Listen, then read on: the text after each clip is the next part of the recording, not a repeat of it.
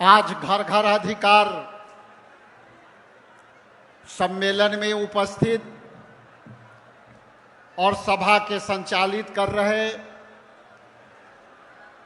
सम्मानित अध्यक्ष जी, हमारे वायनाड के सांसद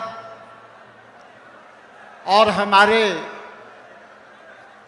देश के महिलाओं के नेतृत्व करने वाली सम्मानित प्रियंका गांधी जी, मंचासीन यहाँ उपस्थित सांसद तारिक अनवर साहेब, मंचासीन बड़े भाई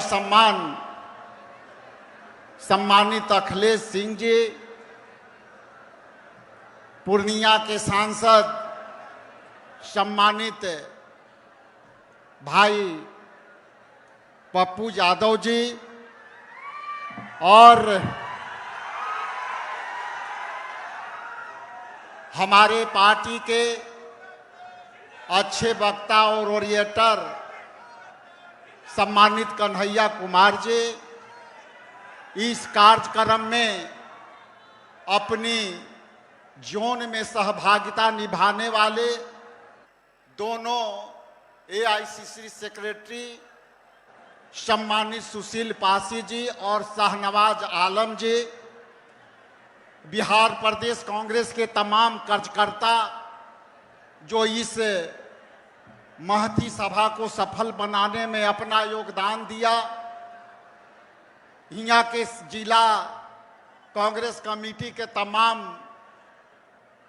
नेता कार्यकर्ता और मंचासीन इंडिया गठबंधन के तमाम साथीगण और सामने उपस्थित मोतिहारी के तमाम जनता और हमारे माताएं बहनें, मैं दो बात आपके सामने रखना चाहता हूं। जैसा कि आप जानते हैं कि ये चुनाव वाली वर्ष बीत रही है और विगत 2 महीनों के अंदर चुनाव संपन्न कराए जाएंगे, लेकिन जिस तरह से बिहार के साथ साथ हमारे सम्मानित नेता आदरणीय राहुल गांधी जी ने वोट चोरी को पकड़ने का और खुले तौर पर इलेक्शन कमीशन ऑफ इंडिया और बीजेपी के 60 घाट का जिस तरह से प्रेस कॉन्फ्रेंस में हमारे न्याय योद्धा सम्मानित आदरणीय राहुल गांधी ने जो एक्सपोज किया, आज हम कह सकते हैं कि बिहार में वोट चोरी करने का प्रयास, जिसमें 65,64,000 लोगों को वोट चोरी करने के लिए नाम हटाए गए, साथ ही साथ वोट चोर गद्दी छोड़ के नारों के साथ जिस तरह से राहुल गांधी जी ने पूरे 17 दिन वोट चोरों के पकड़ने के लिए जो यात्रा की वोटर अधिकार, आज आपको यहां से इसमें सभा से आपको ये चुनौती और स्वीकार करके ले जाना होगा। ये बापू के धरती रही है, सामाजिक न्याय की धरती रही है, और यहाँ यदि आई हैं प्रियंका गांधी जी तो आप इनकी भाषण को सुन के जाएं और चिंतन और मनन करें कि जो लोग वोट चोर जो है करने के लिए पूरा देश में सत्ता पर बैठे हैं, उसको हमके यहाँ से खदेड़ना होगा। आज सामाजिक न्याय के लड़ाई लड़ते लड़ते सम्मानित राहुल गांधी जी ने जिस तरह से उन्होंने कहा कि हम सामाजिक न्याय के साथ साथ हम उन पिछले पंक्ति के लोगों के हाथों में सत्ता ही नहीं, हम भागीदारी देना चाहते हैं, और आज उसी का प्रमाण है कि एक दलित का बेटा बिहार प्रदेश कांग्रेस कमेटी का अध्यक्ष बना, जो सामाजिक न्याय के बल देता है। इन्हीं चंद शब्दों के साथ मैं अपना वाणी भी रख के विराम देने के पहले आपके प्रति आभार प्रकट करते हैं। बिहार प्रदेश कांग्रेस कमेटी के तमाम नेताओं को आभार प्रकट करते हैं और जय भीम के नारों के साथ आपसे विदा लेते हैं। जय भीम, जय भीम, जय बापू, जय संविधान। बहुत बहुत धन्यवाद। सामाजिक व्यवस्था परिवर्तन की महानायिका, परिवर्तन की आंधी आदरणीय प्रियंका गांधी जी,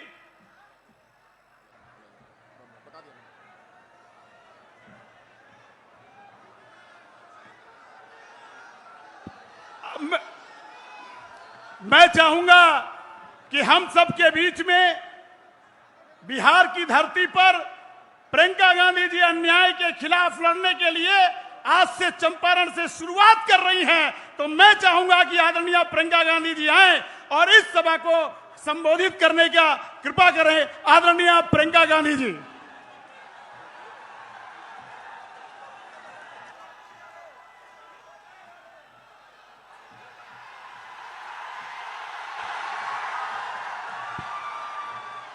हम सबके बीच में पूर्णिया के सांसद आदरणीय पप्पू यादव जी हैं और मैं चाहूंगा कि इस अधिकार रैली को संबोधित करने का कष्ट करें पप्पू यादव जी। जी, जय भीम, नमो बुद्धाय, प्रणाम, अस्सलाम वालेकुम, जोहार। मैं अपने उस विश्वास और उम्मीद के प्रतीक भारत के 140 करोड़ लोगों की आवाज, एक सपना, एक आकांक्षा, जिनमें लोग मुस्कुराना चाहते हैं, जिनमें अपनी जिंदगी की खुशियां ढूंढना चाहते हैं और जो गणतंत्र के इस आजादी के पावन गांधी और वाल्मीकि के इस वैशाली के धरती पर जो पूरे देश और दुनिया के संदेश के लिए यहां आई हैं, वो हम सब की खुशियां हैं, हम सब के जीवन की ताकत है, ऊर्जा के स्रोत हैं और गरीबों के आंसू के उम्मीद है। उनका नाम है प्रियंका गांधी, जो ना थकती हैं, ना डरती हैं, ना झुकती हैं और ना ही कभी अपनों से दूर रहती हैं। नफरत के खिलाफ आंधी प्रियंका गांधी, एक आवाज। मैं सिर्फ इतना ही कहूंगा, आप मेरे खून हैं। एक नई आजादी की शुरुआत हमारे नेता राहुल गांधी जी, 4 यात्रा देश में दुनिया में शायद किसी ने नहीं किया। 4 यात्रा, इतनी लंबी यात्रा, और वो यात्रा सत्ता के लिए नहीं, वो यात्रा इस देश के लोकतंत्र को बचाने के लिए, संविधान की रक्षा के लिए, वो यात्रा इंसानियत और मोहब्बत के पैगाम के लिए, सत्ता के लिए नहीं। हमारे नेता कभी सत्ता और कुर्सी की परवाह नहीं किए। आज ये 2 ताकत इसी गणतंत्र के धरती से 25 से 29 जो लोग इस धरती पर आकर नफरत का पैगाम दिए, बगल में मोदी जी, दुनिया में आपसे झूठा इंसान मैंने धरती पर देखा ही नहीं। प्रधानमंत्री होकर आपने इस धरती पर 3 बार आए। पहली बार कहा कि अगले बार मैं इस चीनी मिल का चीनी का चाय पीऊंगा। दूसरे बार कहा कि नहीं हुआ, गलती हो गई। जब तीसरे बार आए तो मोदी जी के गुंडों ने 3 हत्या करके चीनी मिल को बेच दिया। 3 हत्या। मैं सिर्फ अपने लीडर से कहना चाहूंगा एक लाइन में, कांग्रेस ने इस 46.7% इस धरती पर सबसे ज्यादा फैक्ट्री दिया। डालमिया नगर दिया कांग्रेस ने, बीजेपी ने खत्म कर दिया। जूट मिल दिया राजीव गांधी जी, बीजेपी ने खत्म कर दिया। सिल्क मिल दिया कांग्रेस ने, खत्म कर दिया। इरमी ने दिया कांग्रेस, जमालपुर खत्म कर दिया। बंदूक फैक्ट्री दी, खत्म कर दिया। दरभंगा का पेपर मिल खत्म कर दिया। मात्र 9 चीनी मिल है। अब 4% चीनी हम भारत को देते हैं, 40% चीनी खत्म हो गया। यदि कोई सपना पुनः है इस देश में जो 4 करोड़ लोगों के पलायन को बिहार ला सकता है, वो हिम्मत और जज्बा यदि है, हमारी बहन प्रियंका गांधी के भीतर है, जो नई आजादी दिलाएगी। इसीलिए यदि कांग्रेस की सरकार लौटी, हम सिर्फ कांग्रेस की बात करना चाहते हैं। यदि कोई कांग्रेस की देश किसी की ओर देख रहा है तो वो कांग्रेस है, दलित किसी की ओर देख रहा है तो वो कांग्रेस है। इसीलिए मेरे नेता आदरणीय प्रदेश अध्यक्ष राजेश राम जी को एक ऊंचे पदों पर, मीरा जी के बाद, जगजीवन बाबू के बाद, हमारे भोला पासवान शास्त्री के बाद भारत में दलितों को किसी ने सम्मान दिया। तमिलनाडु में पहला मुख्यमंत्री दलित, बिहार में दूसरा मुख्यमंत्री भोला पासवान दलित। किसी ने दिया तो कांग्रेस ने दिया। और अध्यक्ष हैं हमारे नेता जो राजीव जी के बहुत निकटतम रहे, माननीय तारिक अनवर साहब। मैं उनका भी और हमारे नेता आदरणीय अखिलेश बाबू, सभी लोग यहां मौजूद हैं, और हमारे अजीज भाई शकील साहब, सीएलपी लीडर, जो हर परिस्थितियों में जूझते हैं, कन्हैया जी जो एक संघर्ष के अब प्रतीक बन गए। मैं सबका सम्मान करते हुए दोनों अपने सेक्रेटरी का, जो तीनों सेक्रेटरी जो यहाँ शहनबाज भाई और पासी जी बैठे हैं, और पूरे नेताओं का सम्मान करते हुए मैं पश्चिमी चंपारण की इस धरती पर भरोसा देता हूं, कांग्रेस गांधी ने आजादी की लड़ाई शुरुआत की, प्रियंका गांधी आर्थिक आजादी की लड़ाई की शुरुआत इस धरती से करेगी। और कांग्रेस की सरकार आई तो चीनी मिल बनेगा, ये मैं आपको वादा करता हूं। हर परिस्थिति में यह धरती पर बनेगा। इन्हीं शब्दों के साथ पुनः एक बार अभिवादन करते हुए आप सबको नवरात्रा की ढेर सारी शुभकामनाएं, मां दुर्गा की ढेर सारी शुभकामनाएं, बहुत बहुत मुबारकबाद। जय भीम, नमो बुद्धाय। आप सबको प्रणाम करते हैं, पैर छूके। ठीक बानी ना राहुल? हाल चाल बात ठीक ना? हम गोर लगाता नहीं, प्रणाम करे छी। बहुत बहुत धन्यवाद।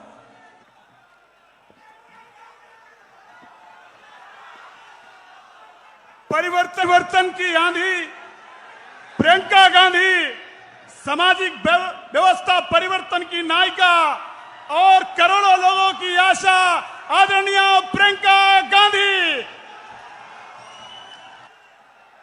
हम सबको संबोधित करेंगी।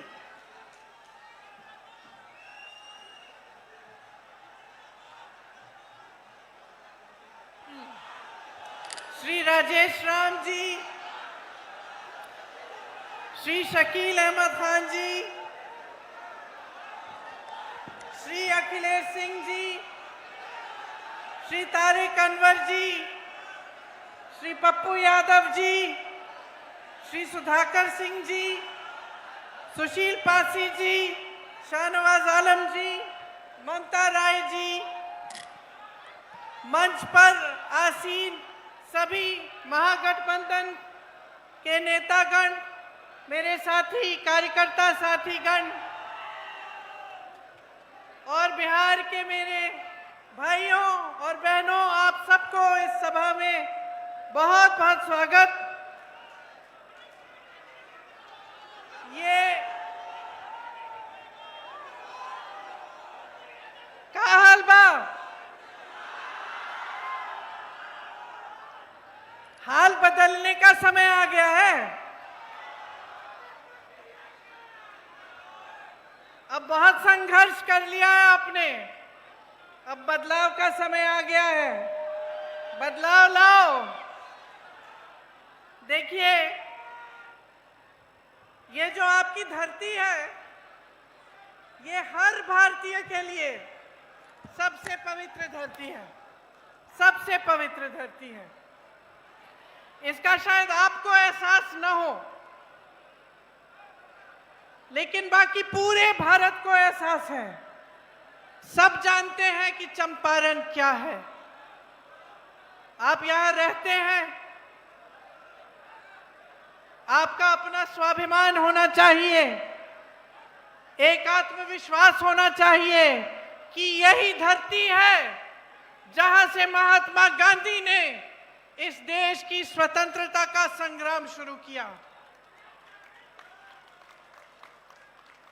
इस धरती को पूरा भारत नमन करता है और आज यहां खड़े हुए मैं भी नमन करती हूं, आपको नमन करती हूं, जिनके पूर्वजों ने एक ऐसा आंदोलन खड़ा किया कि महात्मा गांधी जी के कानों तक ये बात पहुंची कि चंपारण के किसान आंदोलन कर रहे हैं ब्रिटिश साम्राज्य के खिलाफ, अंग्रेजी साम्राज्य के खिलाफ।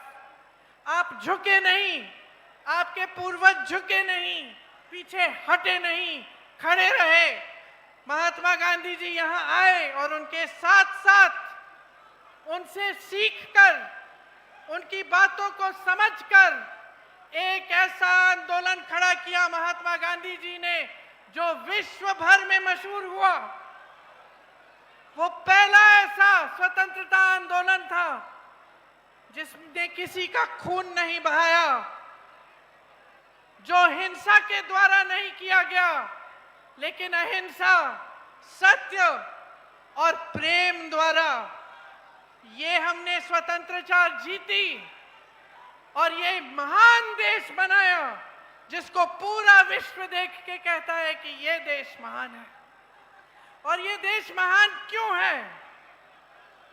इसके लिए बहुत सारी अलग अलग वजह है, लेकिन मुख्य वजह यह है कि इस देश की स्वतंत्रता से लेकर अब तक इस देश के एक एक वासी को, चाहे वो दलित हो, चाहे वो अति पिछड़ा हो, चाहे वो महिला हो, चाहे वो गरीब हो, चाहे वो अमीर हो, चाहे वो प्रधानमंत्री हो, चाहे सड़क पे कुछ बेचता हो, चाहे वो मोची हो, चाहे वो माली हो, सबको एक अधिकार मिला और वो अधिकार था अपनी सरकार को चुनने का अधिकार, अपने वोट का अधिकार।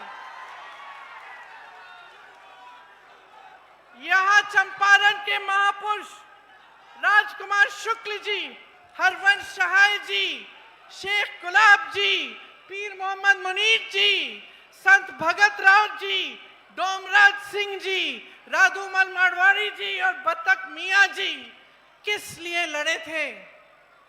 किस लिए लड़े थे? सत्ता में आने के लिए लड़े थे। मोदी जी और अमित शाह जी जैसे गद्दी पे बैठने के लिए लड़े थे। आपकी स्वतंत्रता के लिए लड़े थे, आपकी इस धरती के लिए लड़े थे, आपके उस महान संविधान को बनाने के लिए लड़े थे जिससे आपको वोट मिला, जिससे आपको अधिकार मिले, शिक्षा के जो अधिकार मिलते हैं आपको, जो रोजगार के अधिकार मिलते हैं, विकास का जो अधिकार है, वो सब आपको ये संविधान देता है।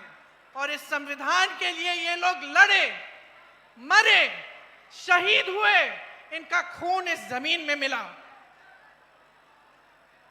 इसीलिए आज जब हम इस मंच पे खड़े होते हैं और जब आप यहां आते हैं हमारी बातों को सुनने के लिए, आपको पूरा एहसास होना चाहिए कि चंपारण ने इस देश को क्या दिया है, कि इस देश की स्वतंत्रता कितनी महत्वपूर्ण है, इस देश का संविधान कितनी बड़ी चीज है जिसे हमें हिफाजत से रखना पड़ेगा, जिसकी सुरक्षा हम सबके हाथों में है। देखिए, इतनी बड़ी लड़ाई लड़ी गई, ये आपके अधिकारों की लड़ाई थी। और उसके बाद ये लोग कहते हैं ना, भाजपा के नेता, कि 70 सालों में क्या हुआ। कहते हैं ना कि कांग्रेस ने 70 सालों में क्या किया, इन अधिकारों को मजबूत बनाया। मैं जवाब देती हूं कि कांग्रेस ने इन अधिकारों को मजबूत बनाया, आपके वोट को मजबूत किया, आपकी शक्ति को मजबूत किया, बड़े बड़े उद्योग बनाए, शिक्षा के संस्थान बनाए।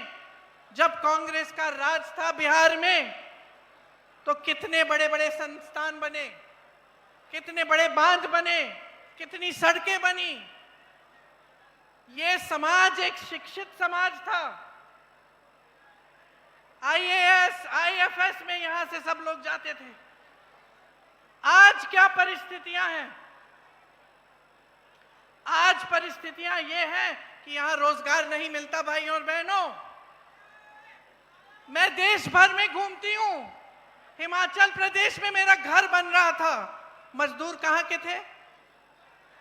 मजदूर कहां के थे बताओ? दिल्ली में जितनी भी इमारतें बनती हैं, मजदूर कहां के हैं? साउथ में मैं केरल से आई हूं। केरल में मैं सड़क पे चल रही थी, मैं रुकी, मैंने कहा तुम खोद रहे हो? कोई आदमी एक मजदूर खोद रहा था सड़क को। मैंने कहा भाई कहां के हो? कहां का था बताओ? सारी की सारी जनता पलायन करके बाहर जा रही है। यहां एक रोजगार नहीं छोड़ा, एक रोजगार नहीं छोड़ा आपके लिए। अभी मैं महिलाओं से मिलके आई हूं, बताती है कि सब तो पलायन करके चले गए, हम यहां अकेले संभाल रहे हैं अपने घरों को। हम कमाते भी नहीं हैं।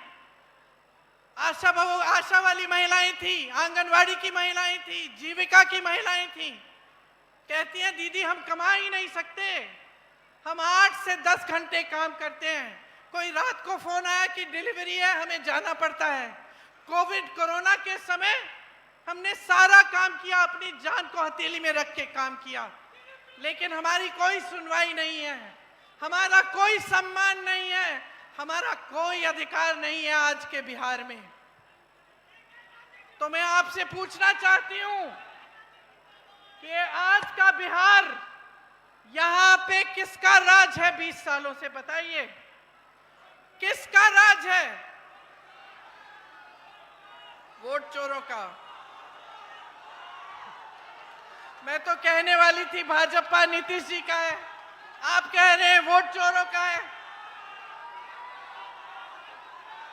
आपने मामला पकड़ लिया। मामले की निचोड़ समझ गए हैं आप।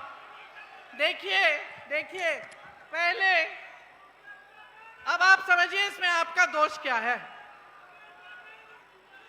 आपसे भी शिकायत है। ये ऐसे 20 सालों से राज नहीं किया इन्होंने। देखिए शुरू में जब चुनाव लड़ने के लिए आते थे भाजपा के नेता, ये सब तो क्या कहते थे? धर्म की बात करते थे कि नहीं? धर्म की बात करते थे। धर्म के आधार पर लोगों को बांटो, धर्म के आधार पे हमें वोट मिल जाएगा। मैं घूमती थी गांव में, लोग बताते थे कि दीदी देखो धर्म के नाम पे तो हम वोट डाल देंगे, अब हमारे पास नल का नहीं है, पानी नहीं है, बिजली नहीं है, सड़क नहीं है, कोई बात नहीं, हम धर्म के नाम पे मारेंगे, वोट डालेंगे, क्योंकि भाजपा वाले आए हमारे घर, हमसे शपथ खिलवा लिया भगवान के नाम से। ये स्थिति थी। अब ये स्थिति चली एक आध चुनाव के लिए। पिछले चुनाव में इनको पता चला कि अब चल नहीं रहा है, कि हम जब धर्म की बातों पर लोगों को बांटने की कोशिश कर रहे हैं, वोट खींचने की कोशिश कर रहे हैं, तो लोग जवाब दे रहे हैं कि भाई हमारे नलके लगवाओ, हमें रोजगार दो, हमें शिक्षा दो, संस्थान बनाओ शिक्षा के, उद्योग लगाओ यहां, तब वोट मिलेगा। तो पहले तो धर्म की बात चलती थी वो नहीं चली, उसके बाद और नई नई बातें निकाली उन्होंने। कभी घुसपैठियों की बात करते हैं, कभी आतंकवाद की बात करते हैं, कभी कोई और बात कभी जाति की बात करते हैं, कुछ ना कुछ उठा लेते हैं चुनाव के समय। अब जब सब चलना बंद हो गया, क्योंकि काम तो कुछ किया नहीं, बड़े बड़े भाषण दिए, मोदी जी आए, पप्पू जी ने कहा मोतीहारी का चीनी का मिल खुलेगा, मैं चाय पीऊंगा। अरे 11 साल बीत गए, एक कप चाय पी भी नहीं और पिलाने भी नहीं दी किसी को,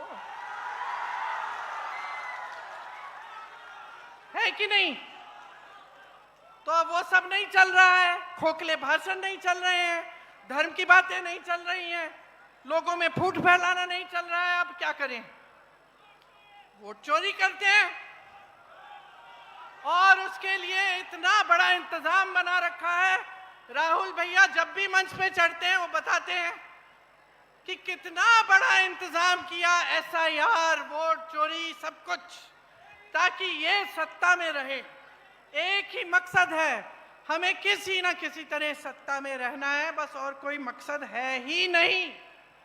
और शिकायत आपसे ये है कि जब ये पूरा सिलसिला चल रहा था और आप धर्म के आधार पर, इस आधार पर, उस आधार पर अपना वोट दे रहे थे, तो आपने आदत बिगाड़ दी, नेता की आदत एकदम बिगाड़ दी। समझ रहे हैं आप? अब आज मैं नेता हूं, अगर मुझे मालूम होता कि भाई मुझे काम करने की जरूरत नहीं है, मुझे कोई उद्योग नहीं लगाना, मुझे कोई नौकरी नहीं दिलवानी, कोई रोजगार नहीं दिलवाना, कुछ करने की जरूरत नहीं है, मैं चुनाव के समय धर्म का नाम लूंगी, मुझे वोट मिल जाएंगे, तो क्या मैं काम करती? अरे बच्चा नहीं करता है, घर में बच्चा होता है, उसको कहते हो बेटा ये कर लो। अगर उसको पता चल गया कि बगैर कुछ किए कुछ इनाम मिलने वाला है तो नहीं करेगा। अगर आप अपने बच्चों को, बेटों को घर पे बिठाओगे, खाना खिलाओगे, उनकी देखभाल करोगे और उनको कभी बड़े हो गए उनको रोजगार नहीं करना तो नहीं करेगा, बैठा रहेगा घर पे। उसके मन में ये बात थोड़ी आएगी कि मुझे भी अपने माता पिता के लिए कुछ करना है। उसकी तो ऐशो आराम। और यही आपने नेताओं के साथ कर दिया, भाजपा के नेताओं के साथ। चुनाव आया, धर्म की बात, आपने वोट डाला, चलो 5 साल आराम, हम क्या करेंगे, चलो अडानी को सारी जमीन दे देते हैं 1 रुपए के दाम पे, चलो अंबानी को सारे जितने भी वो तेल निकालने के वो जो खदान वदान होते हैं वो दे देते हैं। देखिए, इस देश के आप आंखें मूंद के बैठ गए, आपने धर्म के आधार पर अपना वोट दे दिया और इन्होंने क्या किया, इस देश को बेच डाला, इस देश को अपने बड़े बड़े दोस्तों को दे दिया। वो संपत्ति आपकी थी, वो महात्मा गांधी जी की शहादत, आपकी स्वतंत्रता, आपकी संपत्ति को बनाने के लिए थी, और सारी संपत्ति अपने दोस्तों को दे दी। हाँ, अडानी और अंबानी को। देश के खदान, देश के हवाई अड्डे, देश के बड़े बड़े उद्योग, आप नाम लीजिए, या तो अडानी का है या अंबानी का है।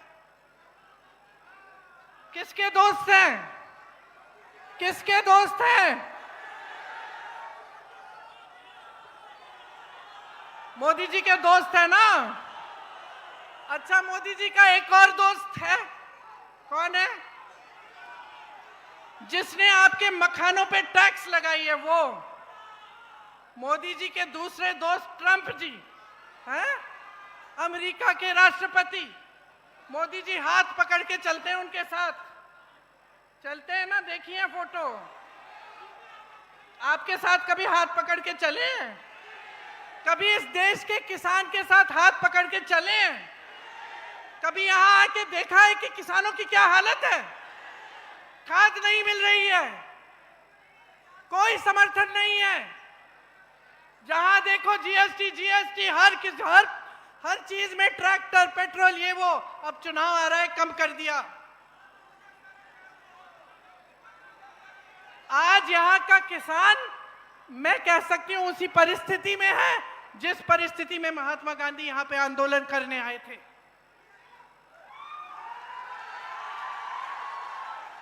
कोई सुनवाई नहीं है आपकी इस सरकार में।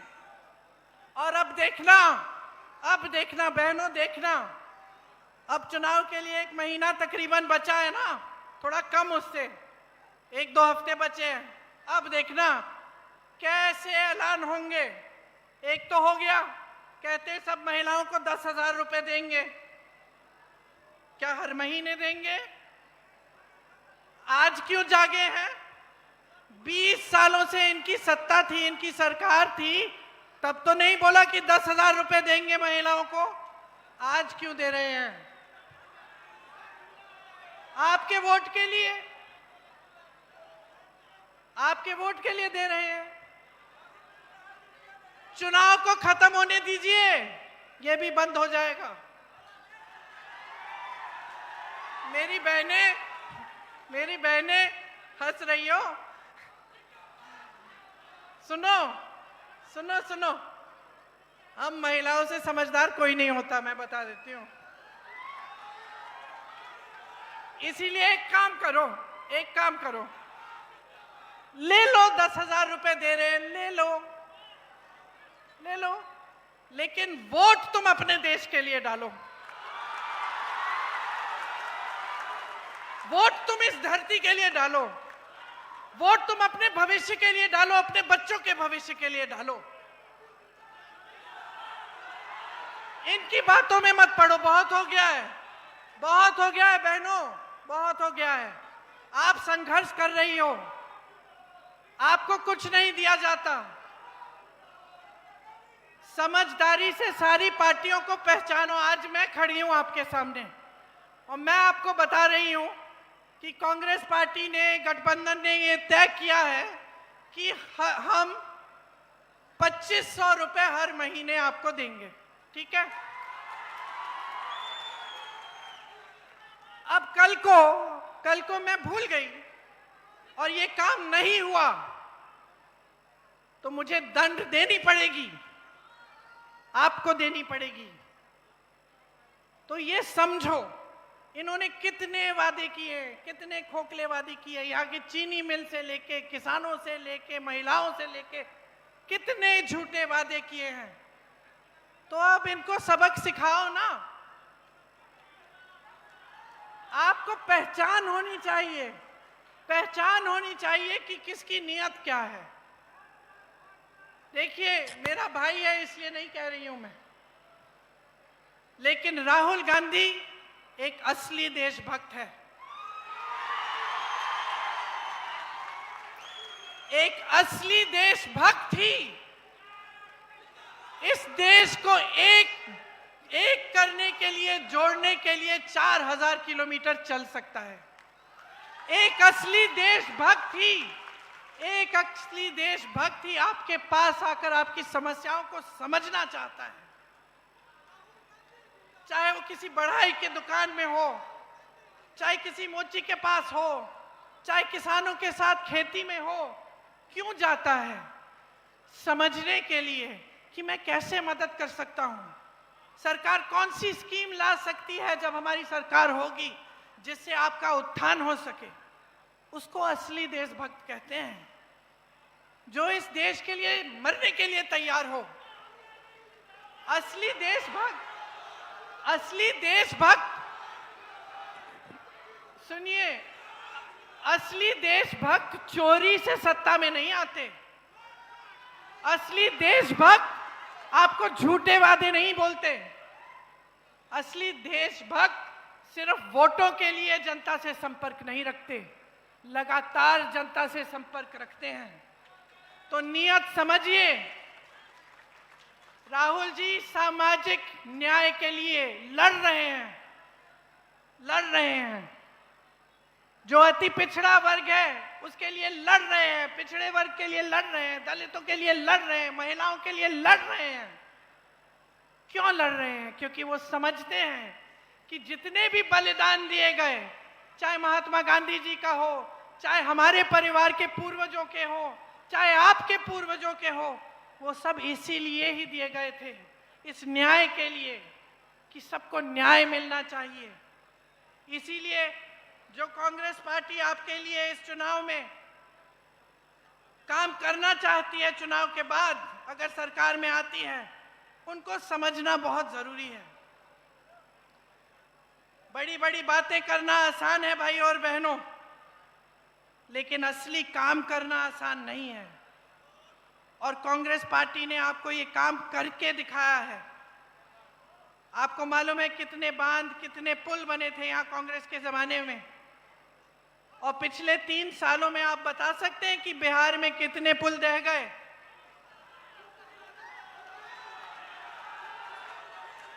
27 पुल ढह गए हैं 3 सालों में। मोदी जी आते हैं आपके सामने और बड़ा सा विकास का पैकेज खोलते हैं। अरे भाई, तुमसे एक पुल नहीं बन रहा है, विकास पुरुष नाम कैसे हो गया आपका? एक पुल नहीं बन रहा है, एक पुल खड़ा नहीं कर पा रहे हैं आप। अनावरण से पहले ही डर जाते हैं।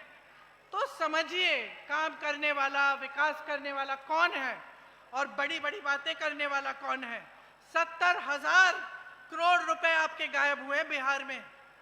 सीएजी की रिपोर्ट आई, क्या था, कहां से आए वो पैसे, क्या थे? वो आपकी स्कीमों के पैसे थे। दलितों, पिछड़ों, अति पिछड़ों शिक्षा के लिए स्वास्थ्य शिक्षा की स्कीमें थी जो उन 70,000 करोड़ रुपए से की जानी थी। वो पैसे आप तक पहुंचे ही नहीं। 10 सालों में इन्होंने कुछ नहीं किया है, सिर्फ खोखली बातें की हैं। और आज आप इस परिस्थिति में हैं कि आपको यहाँ रोजगार नहीं मिलता, आपकी शिक्षा के संस्थान नहीं हैं, आपके लिए मौके नहीं हैं। यहाँ की महिलाएं दिन रात काम कर रही हैं, लेकिन फिर भी कमा नहीं पा रही हैं।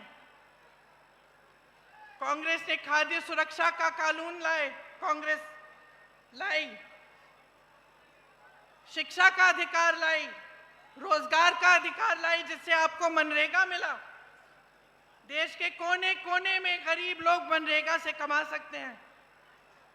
मनरेगा में इन्होंने कम पैसे डाले, ये सारी स्कीमें इन्होंने कम कर डाली, और फिर भी यहाँ आकर आपके सामने एहसान लाते हैं जैसे आपके लिए बहुत बड़े बड़े काम कर लिए इन्होंने। कुछ नहीं किया। और काम करना नेता का फर्ज होता है। नेता से काम निकालना आपका अधिकार होता है, समझे आप? मुफ्त में मत बनाओ नेता। आज जितनी बेरोजगारी बिहार में है कभी नहीं हुई इतनी। सबसे ज्यादा बेरोजगारी यहां है। यहां से सबसे नौजवान जनता यहीं की है, और फिर भी आप अपने बच्चों का भविष्य यहां बिहार में नहीं बना सकते। जितनी नौकरियां थी सब ठेके पे हो गई हैं। जितने बड़े बड़े सरकारी उद्योग थे अब वो भी ठेके पे नौकरियां करवा रहे हैं, रोजगार दिलवा रहे हैं। कोई पक्का रोजगार नहीं मिलता। आपकी शिक्षा का सिस्टम बर्बाद हो गया है। पेपर लीक पे पेपर लीक हो रहा है और कोई समाधान ही नहीं है।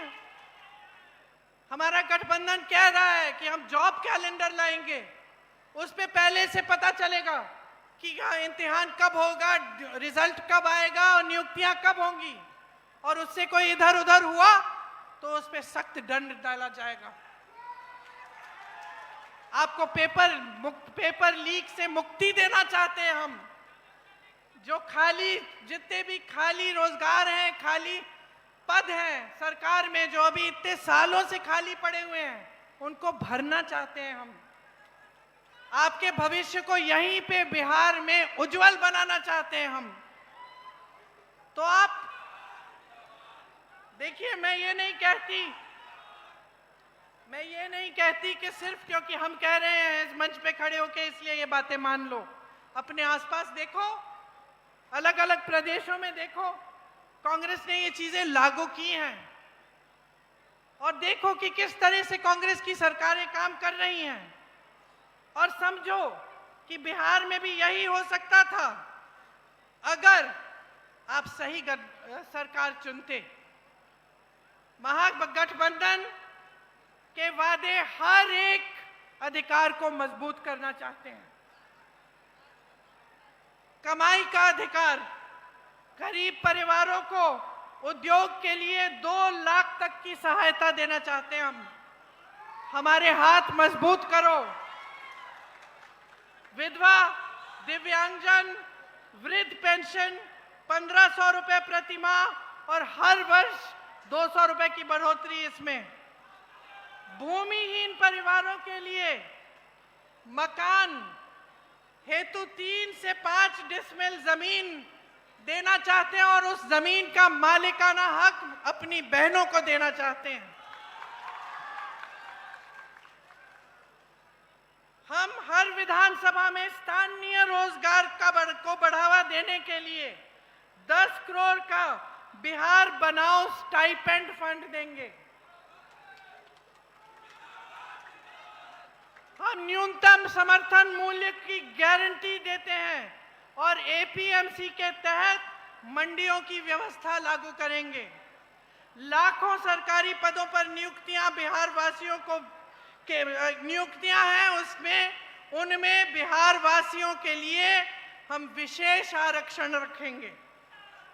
मनरेगा में 300 रुपए प्रतिदिन मजदूरी और काम के दिन 2 गुने मजदूरी। 200 यूनिट बिजली हम मुफ्त में देना चाहते हैं, फ्री बिजली मिलेगी आपको। माई बहन योजना में जैसे मैंने कहा 2500 रुपए प्रति माह सीधे आपके खाते में जाएंगे। आपको मालूम होगा कि कांग्रेस ने राजस्थान में एक स्कीम लागू की थी जब हमारी सरकार थी। 25 लाख रुपए तक आपका जितनी भी स्वास्थ्य की सुविधाएं हैं वो मुफ्त में मिल रही थी।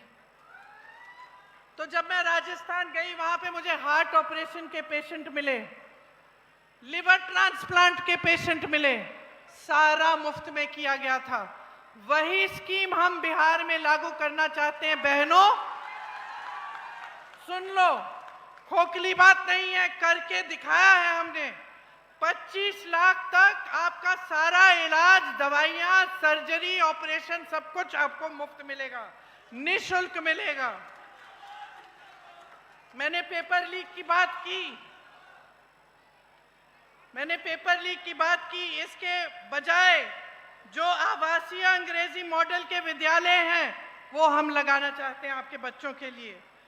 3 साल की जो डिग्री है हम चाहते हैं कि उस डिग्री को आप 3 साल में खत्म करो, ये नहीं कि 5-6 साल आप कर रहे हो और खत्म नहीं हो रही है।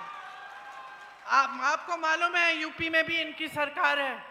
यूपी में मैं ऐसे बच्चों से शादी नहीं हो पा रही थी उनकी, 26-27 साल के हो गए हैं, एग्जाम दे दिया है, पेपर दे दिया है, नियुक्ति नाम भी निकल गया लिस्ट में, नियुक्ति नहीं हुई और बेचारे ठहरे हैं कि नियुक्ति कब होगी। चलो 6 महीने में हो जाएगी, 1 साल में हो जाएगी, तो फिर दूसरा रोजगार नहीं ले रहे हैं। तो मतलब एकदम जीवन बर्बाद करने की बात कर रखी है इन्होंने। तो आप समझिए कि अब अपने जीवन को बनाने का काम करना है। सामाजिक न्याय के अधिकार की बात की मैंने, इसमें पंचायती राज और नगर निगमों में अति पिछड़े वर्ग के लिए 30% आरक्षण और दलित वर्ग के लिए 20% आरक्षण रखा जाएगा। अति पिछड़ा वर्ग अत्याचार निवारण अधिनियम बनाया जाएगा, जिससे कोई आप पर अत्याचार करे उस पर सख्त दंड लगेगी। निजी शिक्षा के संस्थानों में, मतलब प्राइवेट शिक्षा के संस्थानों में आपके लिए, अति पिछड़े वर्ग के लिए आरक्षण लागू होगा और जो 50 करोड़ तक जो सरकारी ठेके हैं उनमें 50% आरक्षण अति पिछड़े वर्ग के लिए होंगे। अब देखिए, मैंने बहुत बातें कर ली, लेकिन बात की निचोड़ ये है कि आप अपनी परिस्थितियों को समझो और सोच समझ के अपना वोट डालो। आप जो 20 साल से संघर्ष कर रहे हैं, उस संघर्ष को खत्म करने का समय आ गया है, बदलाव का समय आ गया है। ये जो निकम्मी सरकार है इनकी, भाजपा की, इसको, नीतीश जी की, इसको निकालो, हटाओ इसको और एक नई सरकार लाओ जो आपके लिए दिन रात काम करे, जो आपका भविष्य बनाए और आप गर्व से कह पाओ कि मैं बिहारी हूं, मुझे बिहार में नौकरी मिलती है, मुझे बिहार में रोजगार मिलता है और मेरे बच्चे बिहार में ही शिक्षित होंगे। तो अब मेरी बातें आपने सुन तो ली हैं, क्या करोगे?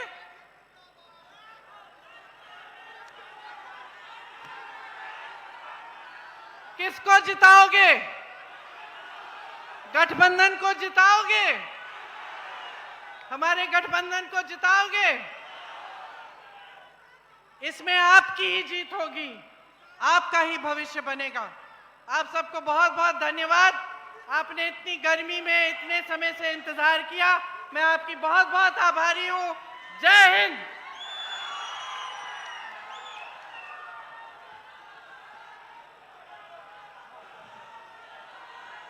अब मैं डीसीसी अध्यक्ष से कहूंगा कि इस सभा को समाप्त करते हुए आभार प्रकट करें। DCC president.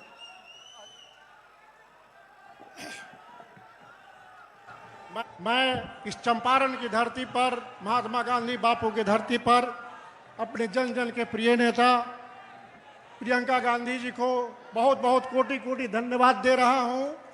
उनका कृतज्ञता प्रदान करता हूं ताकि उन्होंने बिहार में पहला कार्यक्रम इस चंपारण की धरती पर देने का काम किया और इस चंपारण की धरती से इस चुनावी शंखनाद को उन्होंने बिगुल के रूप में घर घर अधिकार रैली की घोषणा की।